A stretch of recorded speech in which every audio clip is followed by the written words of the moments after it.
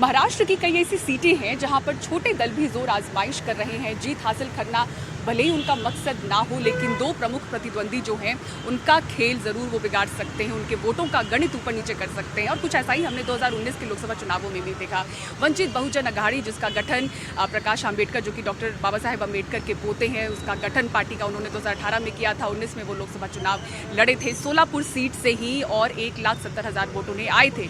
वहीं आप देखें तो कांग्रेस के दिग्गज नेता सुशील कुमार शिंदे, पूर्व सांसद, जो हारे थे 1,58,000 वोटों से। तो आप देखिए गणित किस तरह से बिगड़ा था।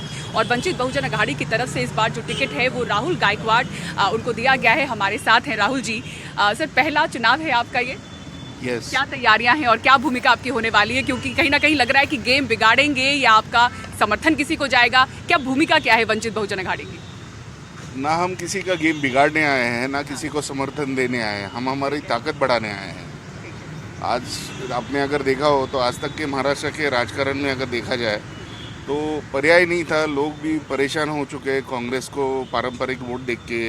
फिर 2014 में जब लोगों ने बीजेपी को चुना, कांग्रेस से कुछ बेहतर करेगी, तो 10 साल में आपने अगर देखा तो 10 साल में बीजेपी ने भी कुछ कर नहीं पाए। वो सर्वसाधारण जनता जो है, जो ग्रास रूट लेवल पे है, उन तक पहुंच नहीं पाए। तो उनके सामने हम एक तीसरा पर्याय करके सामने खड़े हैं, जो गरीब जनता है, जिनके तक, जहाँ तक कांग्रेस और बीजेपी नहीं पहुंच पाई, वहाँ तक हम पहुँचने के इरादा रखते हैं। और डेवलपमेंट के मुद्दे पे कायम रह के हम लोग सोच रहे हैं कि अभी इसके आगे का जो राजकारण है वो राजकारण ना होते हुए समाजकारण के मूलभूत पिलर्स पे हम लोग राजनीति करेंगे। राहुल जी, अगर मुद्दों की अगर बात करें तो कहीं हिंदुत्व की बात हो रही है, विकास की भी बात है, लेकिन क्या हावी लग रहा है आपको सोलापुर सीट पर? कौन सा मुद्दा हावी लग रहा है और किन मुद्दों के साथ आप वोटरों के पास जा रहे हैं? देखिए, अभी अगर मुद्दों की बात की जाए तो शायद जातिवाद जो है, जात के मुद्दे पे या धर्म के मुद्दे पे, लोगों को अभी उससे कोई लेना देना नहीं है। कौन सा जात, कौन सा धर्म, लोगों को खाली काम चाहिए। और लोग काम के बलबूते पे अभी कोई भी सरकार चुनेंगे तो वो देखेंगे कि पहले ये काम कर सकता है क्या। उनको जाति से या धर्म से अभी कोई लेना देना है ही नहीं। तो मुझे नहीं लगता है कि इस टाइम का चुनाव जो होगा वो कोई जात या धर्म पे होगा या और कोई जो मुद्दे हैं। यहाँ पर तो दलित, मुसलमान, लिंगायत, मराठा, इनके निर्णायक वोट माने जाते हैं, असरदार साबित होते हैं। लेकिन आप कह रही हैं कि जातीय समीकरण इस बार कुछ खास असर दिखाता हुआ नहीं, बिल्कुल असर नहीं करेगा। बिकॉज उसका मूल कारण ये है कि लोग अभी परेशान हो चुके हैं। उनको जाति पाति से इतने दिन तो बांटा गया है, लेकिन वो बांटने की वजह से उनका खुद का नुकसान कितना हुआ है वो लोग अभी जानते हैं। लोगों को अभी विकास के मुद्दे पे, नौकरी के मुद्दे पे, उस पर उनको राजकारण करना है और वैसा नेता चुन के देना है जो उनके लिए काम करे, उनकी परेशानी उनको मालूम पड़े। जो भी नेता हो, उसको जो गरीब जनता है उसकी परेशानी उसको मालूम होनी चाहिए उस हिसाब से, और उस हिसाब से काम करना चाहिए। तो उस हिसाब से लोग अभी वो सब नहीं देखेंगे। प्रबल दावेदार कौन लग रहा है आपको सोलापुर सीट से? प्रबल दावेदार तो हम ही हैं। अच्छा, अक्कलकोट से आप आते हैं राहुल जी, और अक्कलकोट की खास तौर पे हम देखें कुछ समय पहले हमने किस तरह से विवाद होता देखा।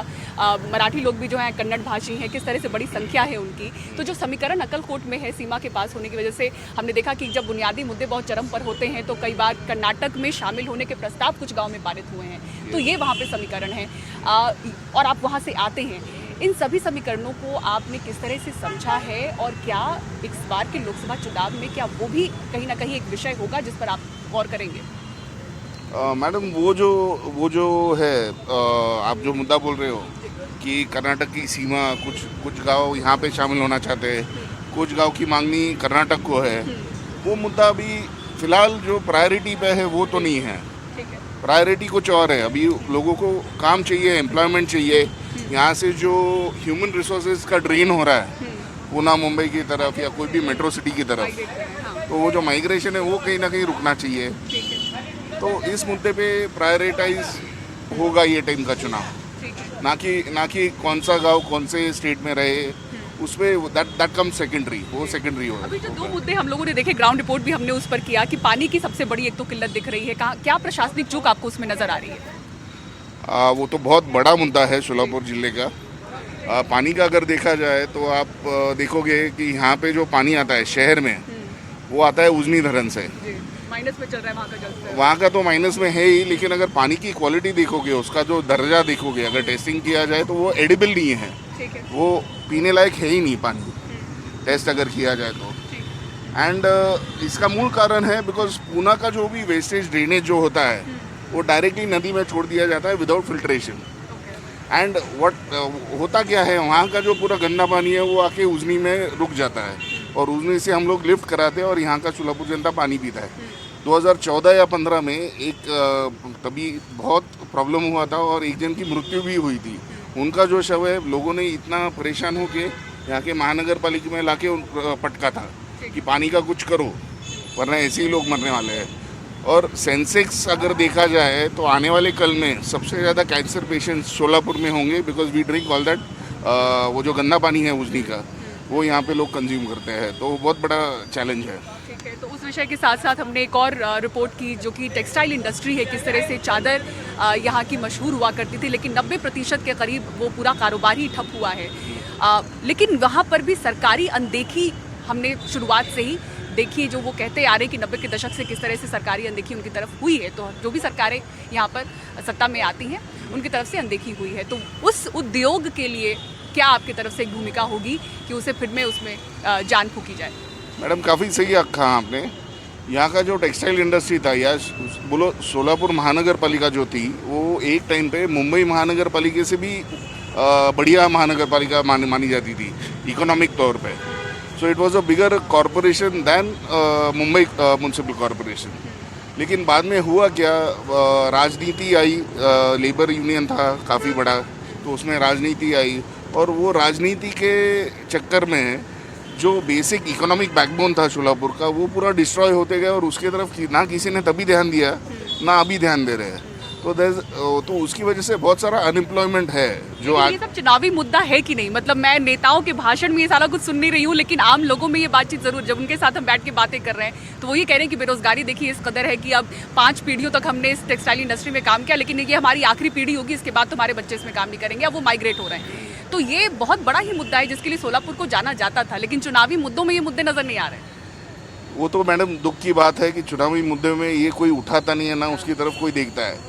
अगर कोई बोले भी चुनाव के तौर में किसी लोगों को बहलाने के लिए तो वो खाली चुनाव तक ही सीमित रहता है। चुनाव एक बार ख़त्म हो गया तो अपने अपने काम पे लग जाते हैं, अपना अपना जो अर्थकरण का जो विषय है उस पर ध्यान देते हैं। लेकिन ये मुद्दे खाली चुनाव में बोले जाते हैं, उसके बाद उस पर काम किया नहीं जाता, ना बीजेपी ने किया है ना कांग्रेस ने किया है।